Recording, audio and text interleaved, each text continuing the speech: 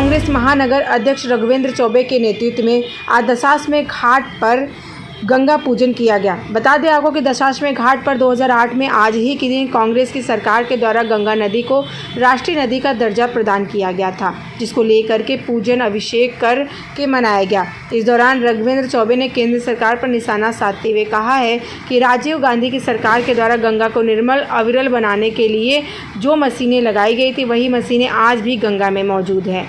मोदी जी ने 2014 में काशी को कहा था कि काशी वासियों ने नहीं बल्कि माँ गंगा ने उन्हें बुलाया है, फिर भी गंगा को निर्मल बनाने का काम नहीं किया गया।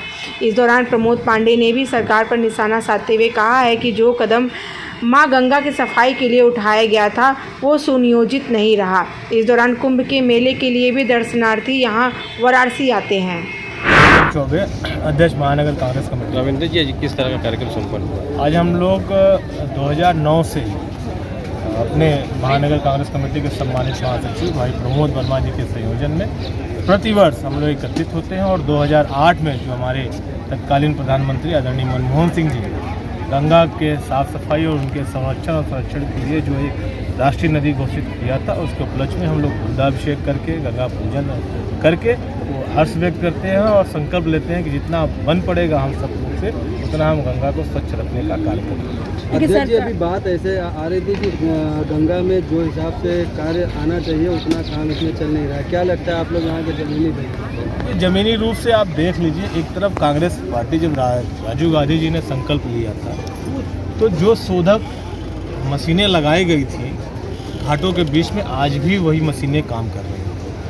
और भारतीय जनता पार्टी की सरकार और ख़ास करके नरेंद्र मोदी जी यहाँ 11 वर्षों से सांसद हैं और जब पहली बार 2014 में वो चुनाव लड़ने के लिए आए थे तो उनको कोई नहीं बुलाया था, काशीवासी नहीं बुलाया था, उनको माँ गंगा ने बुलाया।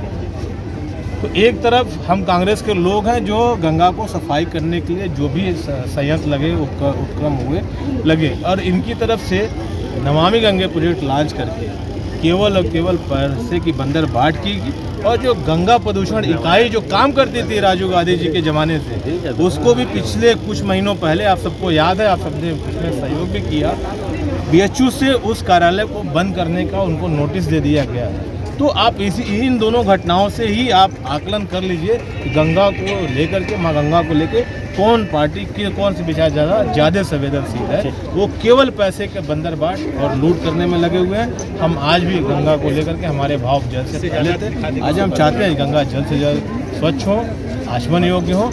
लोगों की आस्था का विषय गंगा है, गंगा का लोग पूजा ऐसा है कि काफ़ी ज़्यादा पहले से स्वच्छता कर दी गई है। सरकार सिर्फ और सिर्फ दावा करती है, धरातल पे कोई सच्चाई नहीं, धरातल पे इनके ज़मीन आसमान का फ़र्क है। मैंने अभी आपसे पुनः कह रहा हूँ कि ये बता दे 11 वर्षों में नमामि गंगे प्रोजेक्ट का कौन सा काम है, दिखा दे कौन सी मशीनरी काम कर रही है जिससे गंगा सफाई हो रही है, गंगा साफ हो रही है। केवल न गंगा में सीवर का पानी गिरना बंद हुआ, न कोई ऐसा उपक्रम इनके द्वारा पिछले 11 वर्षों से किया जा रहा है कि हमको थोड़ा भी भरोसा लगे कि ये गंगा साफ करने के लिए संवेदनशील है। अध्यक्ष उत्तर प्रदेश कांग्रेस सेवा दल। प्रमोद जी, ये किस तरह का परंपरा का निर्माण हुआ है?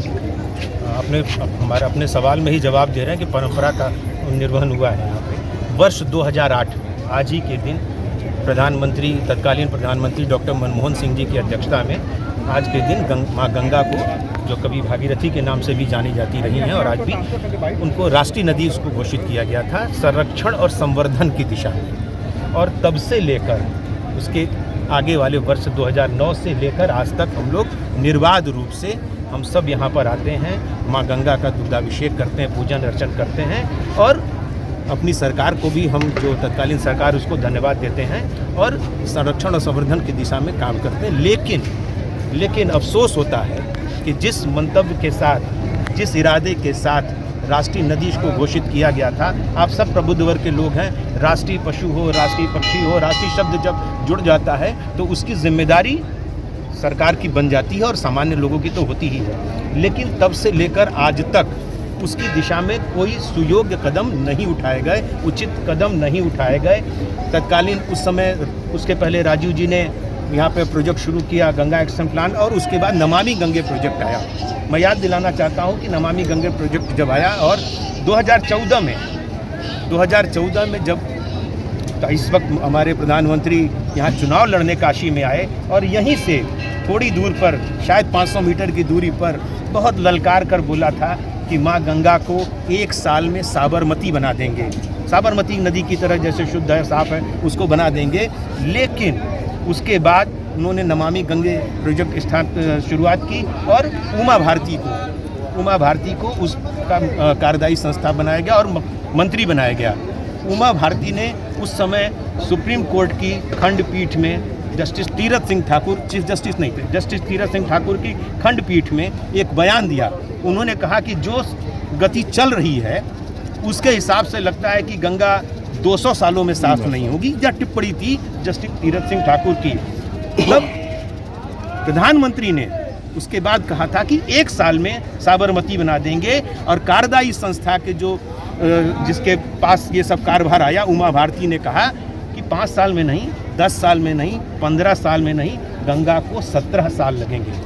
और आज अभी पिछले 10-12 दिनों पहले की बात है, अमृत अभिजात जो नगर विकास और तमाम सचिव हैं वो आए हैं और कहा कि दिसंबर तक गंगा आचमन योग्य हो जाएगी, साफ़ सुथरी हो जाएगी। आप सब जान रहे हैं कि कुंभ का मेला इलाहाबाद में जनवरी में शुरू हो जाता है, जैसे ही माघ का महीना आता है और संक्रांति शुरू होती है कुंभ, और कुंभ के लगभग 60 से 70% तीर्थयात्री बनारस में भी आते हैं। क्या इसी दशा देखेंगे?